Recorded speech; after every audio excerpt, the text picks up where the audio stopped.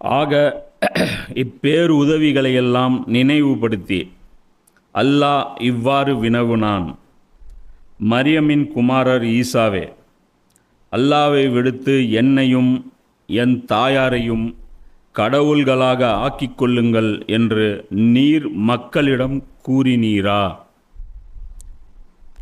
இது இருக்கிறதுலேயே most critical question. இது அல்லாஹ் மறுமையில் பார்த்து ஈசா நபியை கேட்குறான். இது ஏன் அல்லாஹ் மறுமையில் பார்த்து ஈசா நபியை கேட்குறான்? அல்லாஹ்க்கு தெரியாத இவர் சொன்னாரா இல்லையான்ட்டு தெரியும்.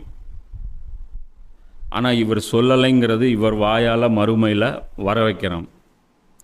சரி, மறுமையில் தான் இந்த உண்மை மக்கள் மத்தியில் வெளிப்படுமா அப்படின்னு கேட்டால் 1400 வருஷத்துக்கு முன்னாடியே நபி ஸல்லல்லாஹு அலைஹி வஸல்லம் அவர்கள் இந்த உண்மையை வெளிப்படுத்திட்டாங்க.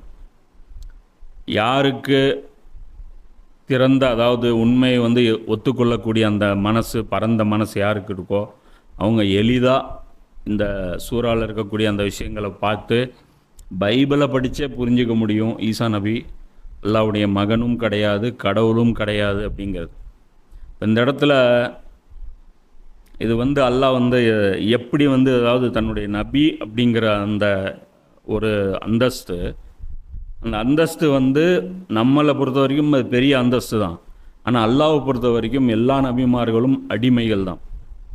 அதனால தான் நபி ஸல்லல்லாஹு அலைஹி வஸல்லம் அவங்க கலிமாலே என்ன இருக்குது? அஷ்ஹது அல்லா இலாஹா இல்லல்லாஹு வஹ்தஹு லா ஷரீக லஹு வ அஷ்ஹது அன்ன முஹம்மதன் அப்துஹு வ ரசூலுஹு.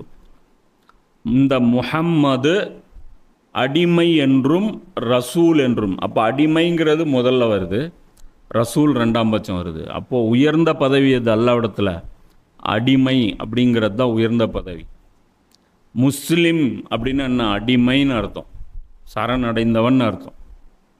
இப்ராஹிம் நபி சொல்கிறாரு, நான் தான் முதல்ல முஸ்லீமாக இருப்பேன், நான் தான் முதல் அடிமை அப்படிங்கிறாங்க. அப்போ அல்லாவுக்கு அதாவது அடிபணிவது அப்படிங்கிறது அது மிகப்பெரிய அது ஒரு பாக்கியம். அப்போது இந்த இடத்துல அல்லாஹ் அதை ப்ரூஃப் பண்ணுறான். நீங்கள் என்னை சமமாக்குறீங்க, ஆனால் உண்மையிலே இவருடைய நிலை என்ன அப்படிங்கிறது உலகத்துக்கு வெளிச்சம் போட்டு காட்டுறான். அதான் முன்னாடி கூட சொன்னல, அந்த 12 ஹவாரியன்கள் இவருடைய பிரச்சாரத்தின் மூலமாக கிடைச்சது கிடையாது, நான் கிஃப்ட் பண்ணேன் அப்படின்னு தான் எல்லாம் சொல்கிறான். இந்த 12 தோழர்களை கூட அல்ல என்ன சொல்கிறான், நான் தான் கிஃப்ட் பண்ணேன் அப்படிங்கிறான். அதுக்கப்புறம் ஒவ்வொரு நியாமத்தாக அது சொல்லி சொல்லி சொல்லி இப்போ இந்த இடத்துல அல்ல கடைசி என்னங்கிறான், உங்களை நீங்களே கடவுளாக வணங்க சொல்லி. இது ஸ்ட்ரெயிட் ஃபார்வர்டு கொஸ்டின், இதில் ரெண்டாவது கேள்விக்கு இடமே கிடையாது.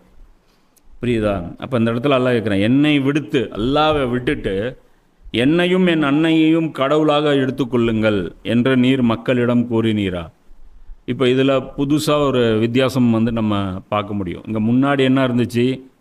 முதல்ல இயேசு கடவுள் அப்படிங்கிறது ஒரு கொள்கை, அதாவது அதுக்கப்புறம் இயேசு அல்லாஹ்வுடைய மகன் அப்படிங்கிறது ஒரு கொள்கை, அதுக்கப்புறம் மூவரில் அல்லாஹ் ஒருவன். அந்த மூவர் யார்? பிதா, மகன், பரிசுத்தாவி, இந்த 3. இப்போ இங்கே யார்? மரியம் அலைஹிஸ்ஸலாம். அப்போது இங்கே புது கடவுள் ஒன்று கிறிஸ்தவத்தில் ஜாயிண்ட் ஆகுது. அப்போ அல்லாஹ் கேட்குறான், உங்கள் அம்மாவையும் கடவுளாக ஆக்க சொல்லி நீ சொல்லியிருந்தீங்களா? அப்போ கேட்கும்போது அதான் அல்லாஹ் கேட்குறேன், என்னப்பா உங்களை ஒன்று ஒரு கடவுள்னு ஒரு குரூப் சொல்லுது, இப்படி தான் நீங்கள் கோச்சிங் கொடுத்தீங்களா? சரி, இந்த குரூப் யார்? அன்னை மரியம் அவங்கள கடவுளாக ஆக்கக்கூடிய அந்த குரூப் யார் அப்படின்னு பார்த்தீங்கன்னா கத்தோலிக்கர்கள் தான். அதில் ஒரு பிரிவு, ரோமன் கத்தோலிக்லேயே ஒரு திருச்சபை மரியம் அலைஹிஸ்ஸலாம் அவங்கள தெய்வத்தாய், தியோட்டோகாஸ், அப்போ கிரேக்கில் அந்த வார்த்தையை, ரோமனில் அந்த வார்த்தையை சொல்லும்போது தியோட்டோகாஸ் அப்படிங்கிற அந்த வார்த்தையை பயன்படுத்தினாங்க. இது கிபி 431ஆம் ஆண்டு. அது எப்படி கவுன்சில் ஆஃப் நீசியாவில்